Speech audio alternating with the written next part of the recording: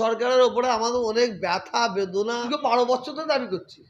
আমার 28 বছর আমি ধর্মসভা করেছি, আমাকে দেখতে পেরেছি একটা দলে আমাকে জয়েন করতে। 13 বছর ধরে দাবি করছি। একমাত্র হিজবুল্লাহ ফুরফুরা শরীফে কেউ তৃণমূলের হয়ে কথা বলছে, কেউ বিজেপির হয়ে কথা বলছে, কেউ সিপিএমের হয়ে কথা বলছে, কেউ আইএসএফের হয়ে কথা বলছে।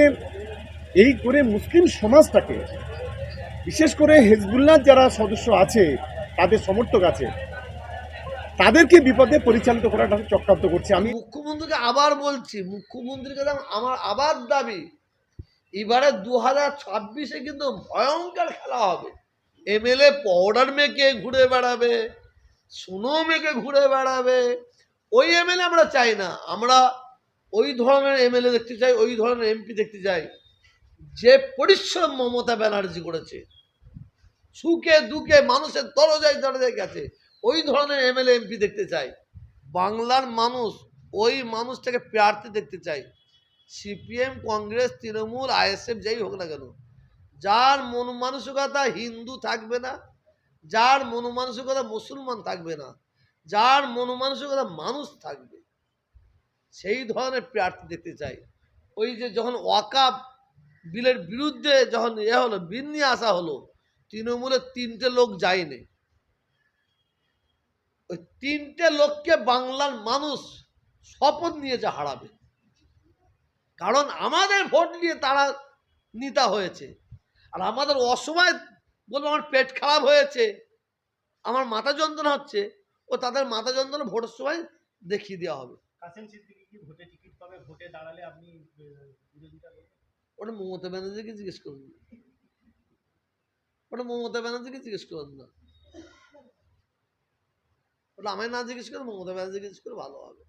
আর একটা লাস্ট প্রশ্ন, সেটা হচ্ছে দীঘাতে জগন্নাথ মন্দির তৈরি হয়েছে। জগন্নাথ মন্দির হওয়ার ফলে রাজ্য সরকার রেশনের মাধ্যমে আপনার জগন্নাথের পোশাক বিলি করছে, বাড়ি মানে রেশনের মাধ্যমে সাধারণ মানুষকে। কার ভুল লাগবে, কি বলবেন আপনি?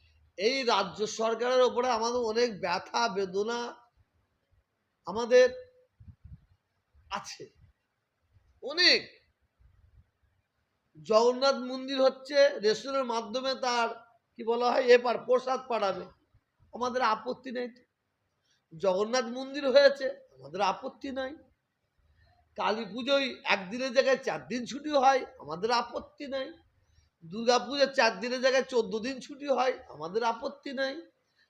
কি বলে জামা ষষ্ঠীতে ছুটি হয়, হ্যাঁ কি বলে কলা পুজোটাকে কি বলা হয় যে না কলা ছট পুজো ছুটি ছুটি দিয়েছে, আমাদের আপত্তি নাই। আমাদের আপত্তিটা মমতা ব্যানার্জির কাছে এইটি, আমরা দীঘায় মসজিদ চেয়েছি, দীঘায় মসজিদ চেয়েছি, সে মসজিদ কেন হবে না? আমরা ঈদের ছুটি চেয়েছি, আমরা বকরা ঈদের ছুটি চেয়েছি, আমরা 2 দিন ঈদের ছুটি চেয়েছি, 3 দিন বকরা ঈদের ছুটি চেয়েছি। তো মমতা ব্যানার্জি উনি কি মনে করছেন বেটা তোরা ফাঁদে পড়েছিস, তোরা যা বলবি আমাদের যা বলবি কলা শুনবে, কিন্তু ভোটের সময় তোর বাবার বাবাকে আমাকে ভোটটা দিতে হবে, যদি উনি এইটা মনে করে তাহলে ভুল করে বলে মনে করি। এই পোশাক বিলিটাকে আপনি দিতে পারে, প্রসাদ দিতে পারে, তাহলে কিন্তু তিনি এটা তো ওই রাম মন্দিরের প্রসাদ ছড়িয়েছে, ইনি জগন্নাথ মন্দির প্রসাদ ছড়াচ্ছে।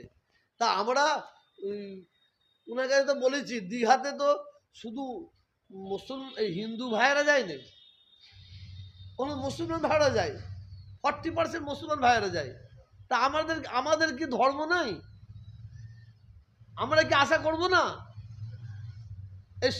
যে যে মুখ্যমন্ত্রী বলে আমার কাছে হিন্দু মুসলিম কিছু নাই, আমাদের সব সমান, সব যদি সমান হয় তো দীঘাতে একটা মসজিদ হবে না? এদের আপত্তি কোথায় আছে? কিসের আপত্তি? আমি তো বললেই তো খারাপ হয়ে যাব। যত পশ্চিমবাংলায় যত থানা আছে প্রত্যেকটা থানায় একটা করে কালী মন্দির করা আছে, এতে তো আমাদের হিংসা নাই। ঠিক আছে, আমার হিন্দু ভাইয়েরা তারা কালী মন্দিরে যাবে, যারা পুলিশ প্রশাসনের লোক, তো পুলিশ প্রশাসনের লোক তো মুসলমান আছে।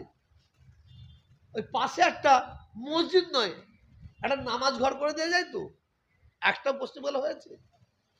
বললো অনেক কিছু বলা যায়, বেশি কিছু আমি বলতে রাজি নই, তাও বলে বলে তো অনেক বের করে নিলেন, তাই না? মুখ্যমন্ত্রীর কাছে দাবি করবেন কি মসজিদ বা এর জন্য কি? অবশ্যই দাবি করা হয়েছে, আমরা দীর্ঘ 12 বছর ধরে দাবি করছি, 13 বছর ধরে দাবি করছি, কিন্তু মুখ্যমন্ত্রীকে আবার বলছি, মুখ্যমন্ত্রীর কাছে আমার আবার দাবি, এবারে 2026-এ কিন্তু ভয়ঙ্কর খেলা হবে। সেই খেলাটা কিন্তু এবারে বিশেষ করে সংখ্যালঘু মুসলিমরা ভয়ঙ্কর খেলা খেলবে। ওই ব্যক্তিকে, যে এমএলএ তার মাকে ভাত দেয় না, যে এমএলএ তার বাবাকে ভাত দেয় না, যে এমএলএ তার ভাইকে ভাত দেয় না, তার বোনকে ভাত দেয় না, সেই এমএলএ মানে মানুষের কিভাবে সেবা করতে পারে বলুন তো? এই ধরনের এমএলএ তো আপনি বলেন আমল দিয়ে দেখিয়ে দেবো।